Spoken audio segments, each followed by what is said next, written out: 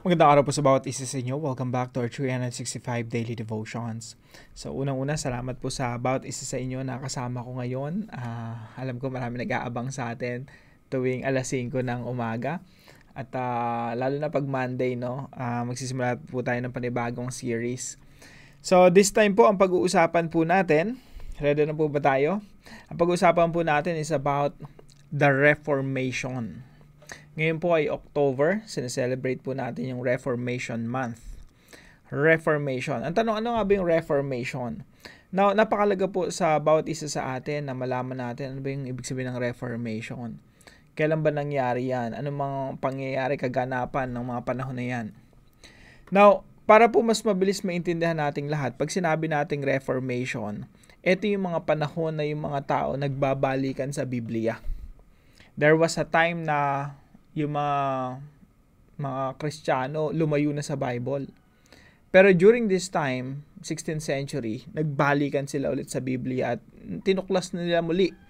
Ano bang ibig sabihin ng Ebanghelyo ng ating Panginoong Jesucristo?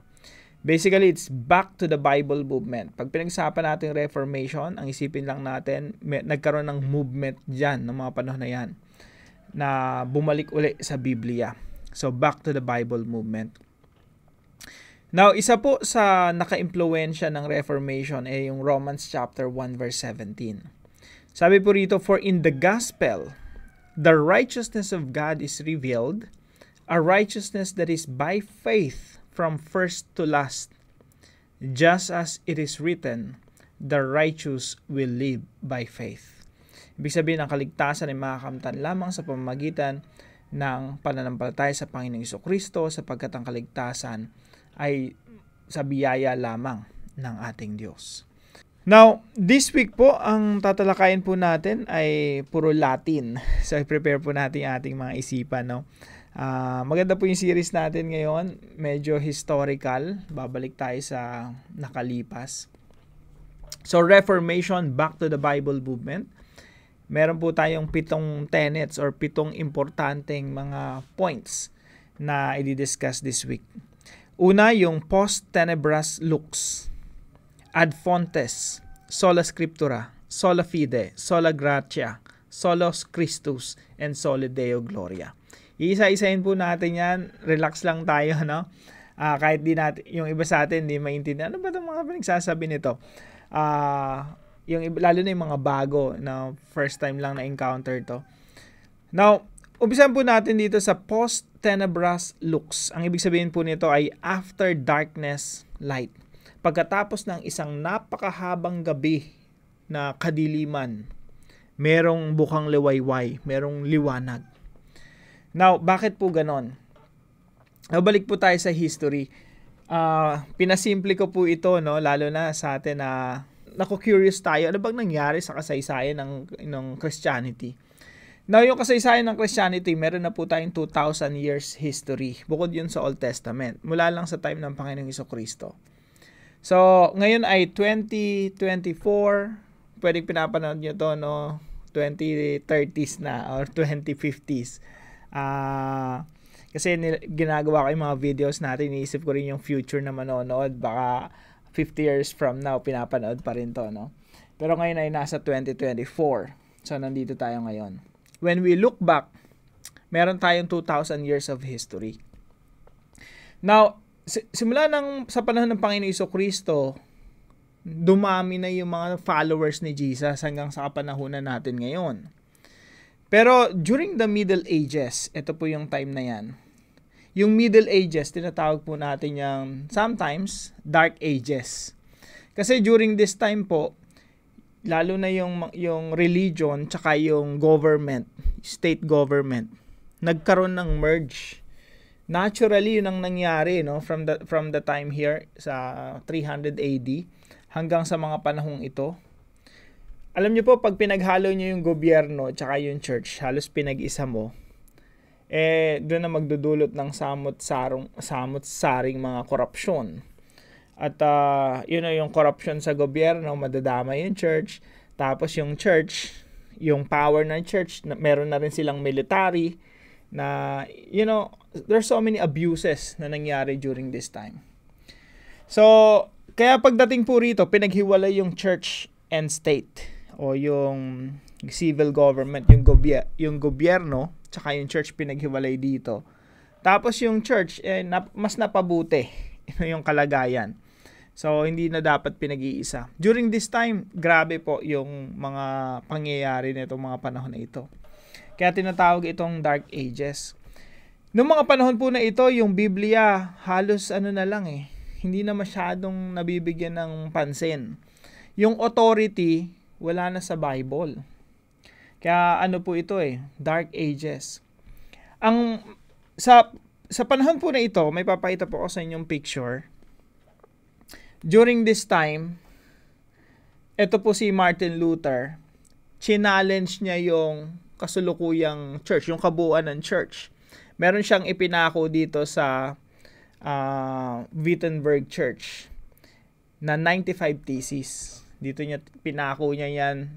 Tapos ito na basically yung simula ng Reformation. Pwede nating sabihin nung October 31, 1517, ito yung pwede nating single day na nakaapekto sa kabuuan ng Reformation. Now, bakit kailangan ng Reformation dito? Kasi during this time po, lalo nakasakasagsagan nito nung towards the time of Martin Luther. Meron po tatlong importante na dapat malaman natin dyan Una, indulgence. Nagbebenta na yung church ng kaligtasan. Gusto mo ba maligtas? Yung mga mahal mo sa buhay, magkaroon ng kaligtasan, nasa purgatory sila, makaalis sila doon sa paghihirap. Bili ka ng indulgence. Yung indulgence certificate po ito ng kapatawaran ng kasalanan. So, yung 95 theses, yung 95 points ni Martin Luther, yun talaga yung tinatarget. Yung kaligtasan, hindi mo pwedeng bilhin yan. Hindi binibenta yan. Hindi yan yung babayaran mo tapos magkakamit ka ng kapatawaran ng kasalanan. So dito, dahil nagpa-fundraise yung church, magtatayo ng St. Peter's Basilica, kailangan talaga nila ng pera, binibenta na yung kaligtasan, yung indulgence, indulhensya. Tapos yung authority ng Bible, ibinabalik ni Martin Luther. Sinasabi ni Martin Luther, ang authority natin, Biblia, hindi yung mga leaders ng church. Hindi yung mga pinakamatataas na pinuno ng church na nagsasabi kung ano yung dapat panampalatayahan. Sinasabi niya, Bible ang authority. Kaya kailangan natin ng Reformation. Doon sa 95 theses ni Luther, na pinako niya doon sa Castle Church sa Wittenberg, diyan niya challenge yung mga practices na corrupt nung panahon na yon. To sinasabi niya, kailangan natin ng Reformation. Hindi gusto ni Martin Luther na himiwalay. Gusto niya magkaroon ng kaayusan, maayos, magkaroon ng Reformation.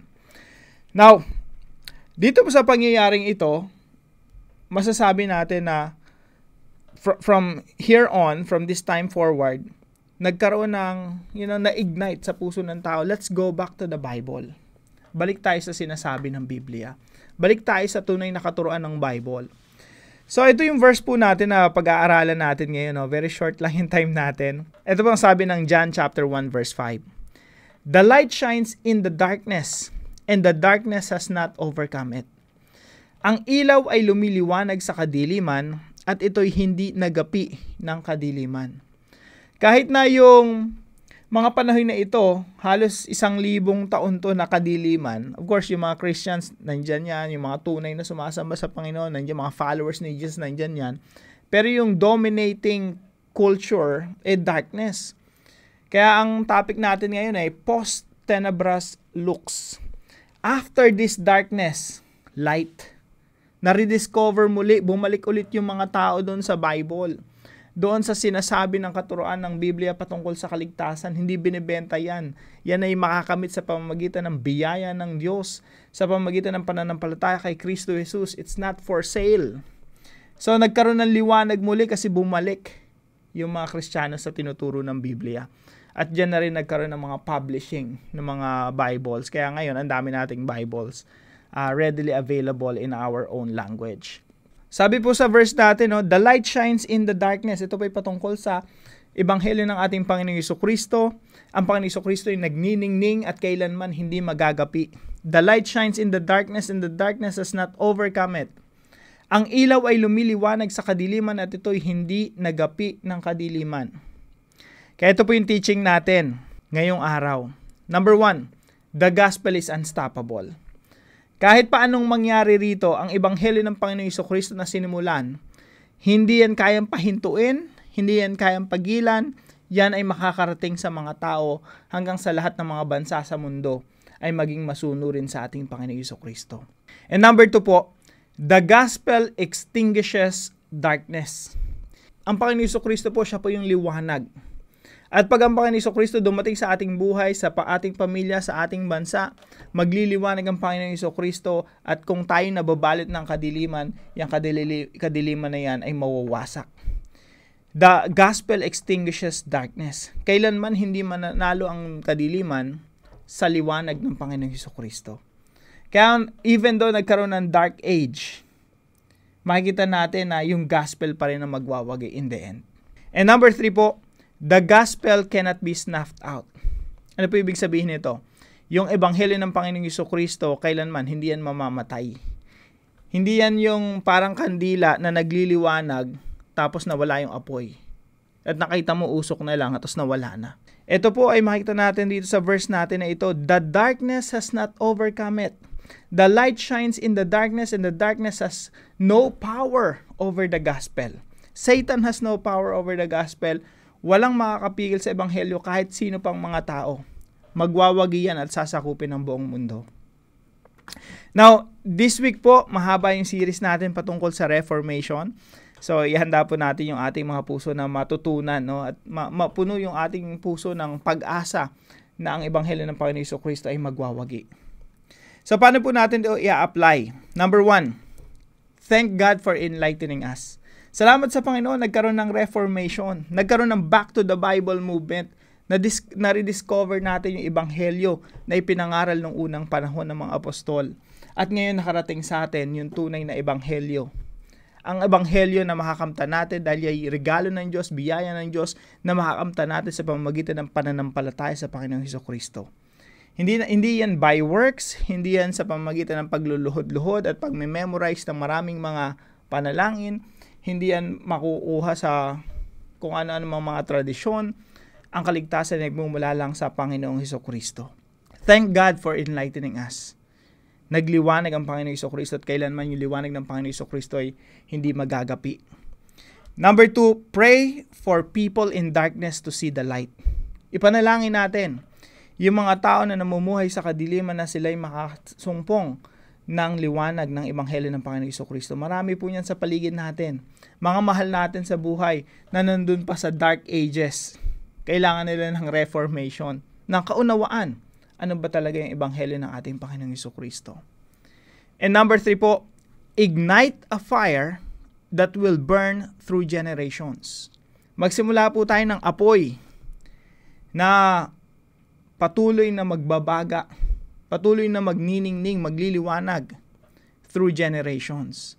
Nakakatuwa po ito kasi si Martin Luther, isa sa mga naka-impluwensya talaga ito sa buhay ko. Kasi very influential person. Yung 95 thesis niya, yan yung kumbaga naging mitya ng buhay niya. Nagkaroon ng samot-saring panganib. Though hindi siya napatay, no? Pero napunta yung buhay niya nandun lagi sa bingit ng panganib.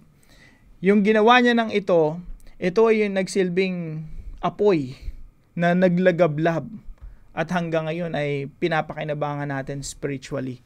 Napakalaki ng contribution. Ginamit talaga ng Diyos si Martin Luther para sa pangangaral ng ebanghelyo.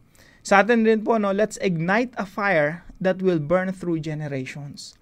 Hayaan natin na mag-contribute tayo. Isipin nyo, meron tayong isang pirasong kahoy. I-contribute natin sa isang malaking gatong na nagliliyab. Kaya po yung question natin ngayon, what firewood can you contribute to kindle the fire of the gospel? Ano yung dala-dala mo para ilagay doon sa already na naglalagablab na ebanghelyo ng Panginoong Jesucristo na nagliliwanag dito sa mundo? Pag-usapan po natin ito sa ating mga discussion groups. At para po sa ating panalangin, so kasabin po natin si Lord, sabihin natin, Heavenly Father, thank you for the power of the gospel. It shines through the darkest places, bringing light and hope. I praise you for opening my eyes to the truth and for filling my life with your light. Lord, I pray for those who are still living in darkness. Let them see your light and be transformed by the power of your word. Ignite a fire in my heart, a fire that will burn for you and spread to others, even to the next generations. Let your gospel continue to shine through me. In Jesus' name, amen and amen. Salamat po kay Pastor Adonai Ram sa pagsuporta po dito sa ating channel. Pagpalain po kayo ng ating Panginoon. Kung kayo po may natutunan sa devotion natin na ito, ipalam nyo lang po sa comment section right below this video. And please share this devotion to your family and friends. God bless you po. See you po tomorrow, 5 a.m. Dito pa rin po sa ating daily devotions.